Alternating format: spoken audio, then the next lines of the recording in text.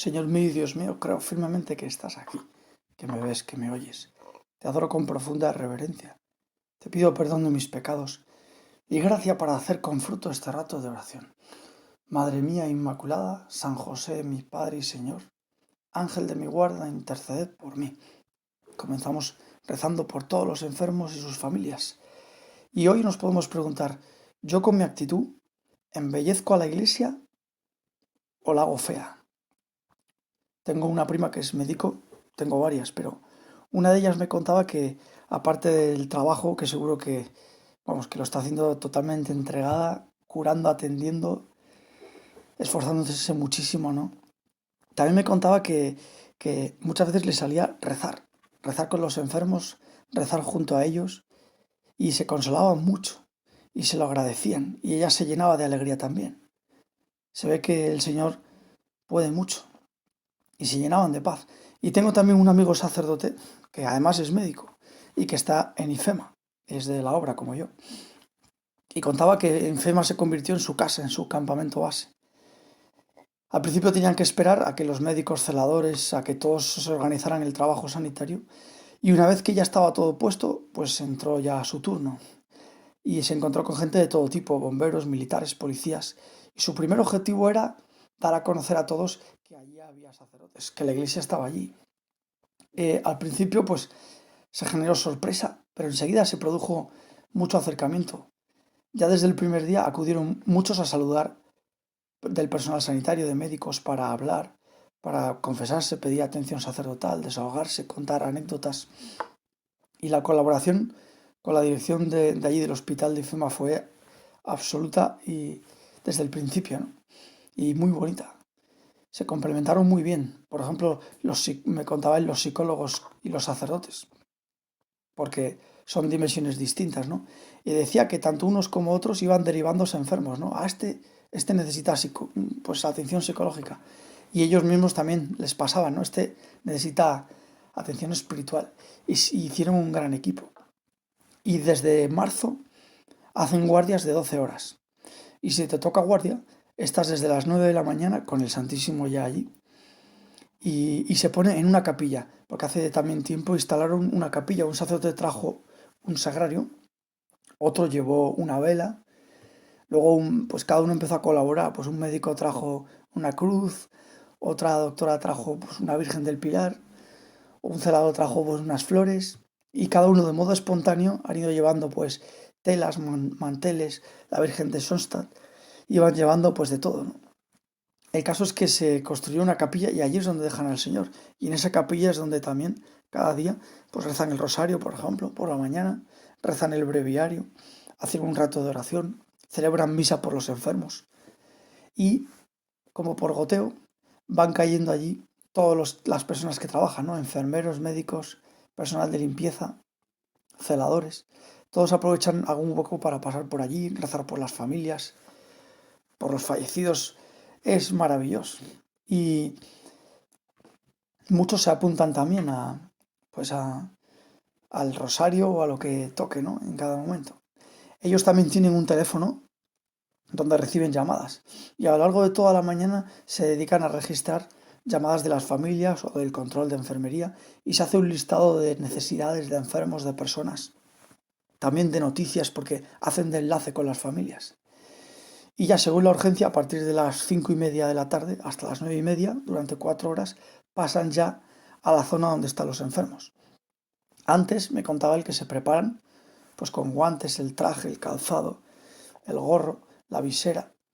Es como, me decía él, como para revestirse para la misa. En ese momento, además, vas a entrar, me decía él, entraré en un recinto sagrado porque están los enfermos. Allí está Dios. Dios está muy presente y sufre con ellos. Y entramos cada día 2 sacerdotes y nos llevamos todo lo que la gente pide. A veces piden alguna cosa de la familia que quieren, y otras veces piden también rosarios, estampas, el Evangelio, o piden, por ejemplo, confesarse o los óleos para la unción de enfermos.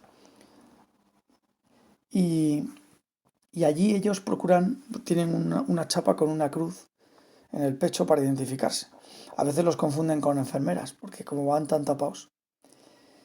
Y la comunicación pues a veces es dificultosa, claro, imagínate, porque ellos están con el respirador y los sacerdotes están pues tapados, ¿no? Pero al final con gestos, con alegría, siempre hay algún modo de comunicarse. También les das una bendición, les das un rosario, les coges de la mano y todo eso consuela mucho. Su labor es escuchar lo que ellos quieran contar. Rezas con ellos, les llevas algo de consuelo, hablamos del futuro, de sus familias y estás el tiempo que ellos necesitan. Pasas muchas horas escuchando y te comparten sus problemas, dolores, sus miedos, sus angustias, también las alegrías que han tenido, cosas que les gustaría cambiar de su vida. Y luego muchos de ellos te piden sacramentos. Él dice que al día puede ver unos 25 enfermos en esas 4 horas. Y algunos de ellos incluso ya se apuntan para repetir. Lo que más le duele y le impacta es ese aislamiento, la separación. No la enfermedad, sino el hecho de que por esta enfermedad deban de vivirla en soledad. Y nota que todos necesitan afecto y ayuda mutua. Y de hecho es algo que se está dando allí. Él dice que es bonito ver cómo un enfermo se levanta de su sitio y se va a ayudar, por ejemplo, a dar de comer a otro señor mayor enfermo. O como un joven le enseña a otro un poco más mayor a hacerse una videollamada o a coger el móvil, a mandar mensajes. En fin, entre ellos se han hecho grandes amigos. Y un día cuenta él que una enferma pidió una bendición.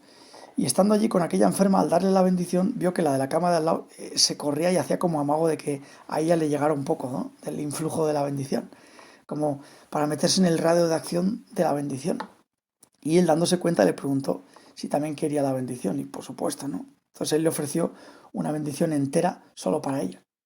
Y al día siguiente esa mujer se le acercó, le llamó a don Juan, a este sacerdote, y le contó que habían traído a su marido, enfermo también, a escasos metros de ella, y que ya le podía incluso dar la mano.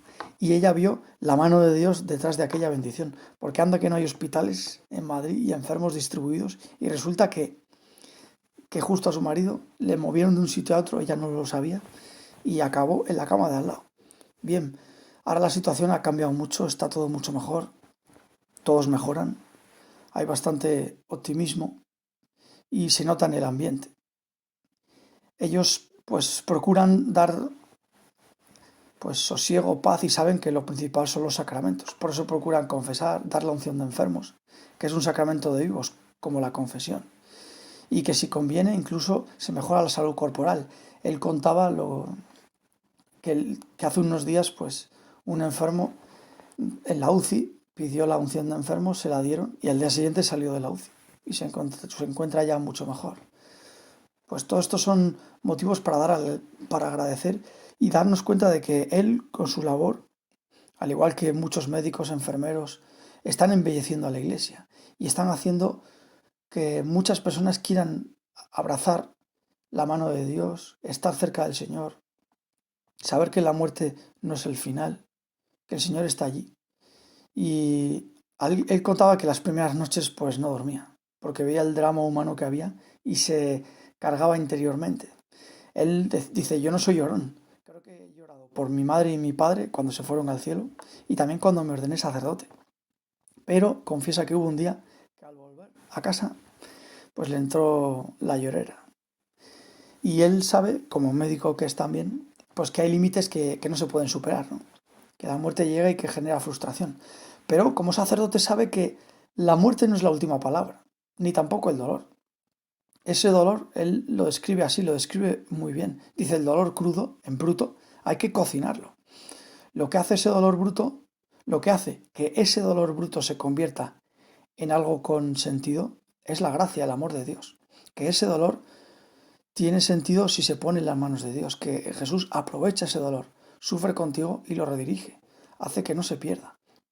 Ese dolor, al colocarlo delante de Dios en la Santa Misa, el Señor lo aprovecha y hace milagros. Y él cuenta que cuando se reviste para celebrar la Santa Misa, sabe que allí donde está celebrando hay muchas personas que sufren. Y él aprovecha y lleva todo ese sufrimiento y lo une al Señor. El dolor, decía Juan Pablo II, es un misterio que no se puede endulzar. Pero sabemos que hay un amor detrás, que el Señor no quiere el dolor, tampoco lo provoca, pero lo aprovecha, lo redirige. y si puede lo palia y lo cura. De hecho, en el cielo pues no tendremos nada de dolor. Pero el Señor hace que en ese dolor descubramos también su amor, que no estamos solos. Y eso es lo que sucede en la misa, que el Señor aprovecha ese dolor, es lo que Jesús hizo en la cruz.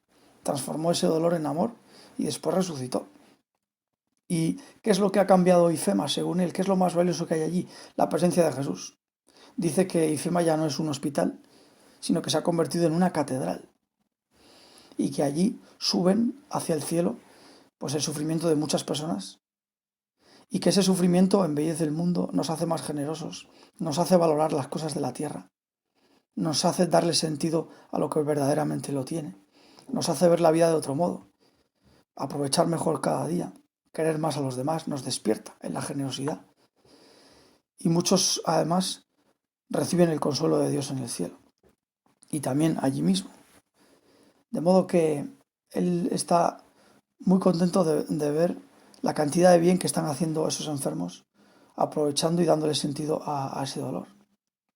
Y ha creado mucha amistad con los enfermos, porque algunos han pedido que bauticen a alguno de sus hijos, que vayan a ver a sus familias. Se establecen muchos lazos de amistad. Otros han hecho videollamadas, otros enfermos, con el sacerdote para que la familia conociera a ese sacerdote que se han encontrado allí.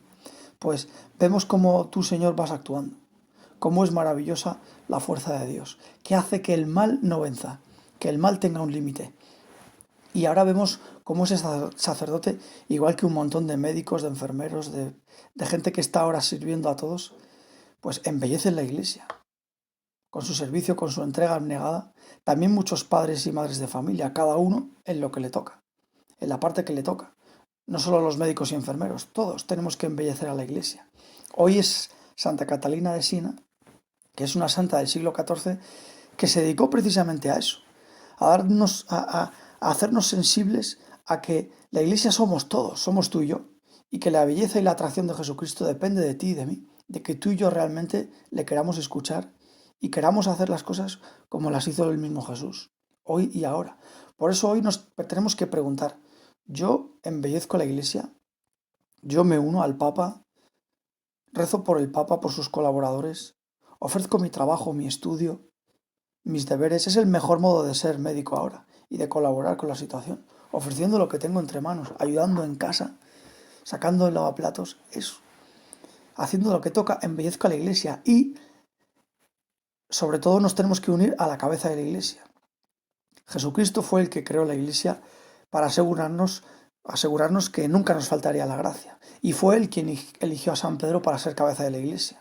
Y Santa Catalina, de hecho, sobre todo lo que se dedicó fue a eso, a fomentar la unidad con el Papa, a que cada día rezáramos con el Papa, por el Papa, nos uniéramos a sus intenciones. Él llamaba al Papa el dulce Cristo en la tierra, porque de hecho es el sucesor de Jesús y el sucesor de San Pedro. Por eso hoy es un buen día para unirnos al Papa, embellecer la iglesia con nuestra actitud. Por eso pregúntate, ¿estoy embelleciendo la iglesia con mi trabajo, con mis encargos en casa, con mi estudio, sea el que sea? Y hoy y cada día al Señor le gustará, le agradará mucho ver que nos acordamos del Papa, que ofrecemos oraciones, el trabajo, el estudio, algunos sacrificios. Hoy es un buen día para estar muy unidos y pedirle eso al Señor. Señor, que estemos siempre muy unidos a tu iglesia, que la embellezcamos con nuestra vida y le pidamos hoy a Santa Catalina ese amor ardiente a nuestra Madre la Iglesia, que es la característica fundamental de quienes están cerca de Jesús. Son nuestros tres amores en la tierra, Jesús, María y el Papa. Decía San José María en Camino, gracias Dios mío por el amor al Papa que has puesto en mi corazón. Y ese sacerdote, junto con las estampas, los rosarios, todo lo que lleva, también les pide a los enfermos que recen por el Papa. Y él sabe que todos esos médicos, enfermeros y todos los padres y madres de familia en casa pueden embellecer a la iglesia ahora, uniéndose y ofreciendo su trabajo y su oración por el Papa. Y así acercaremos a muchas almas al cielo, a la alegría, ya aquí abajo, de vivir con Dios en el corazón.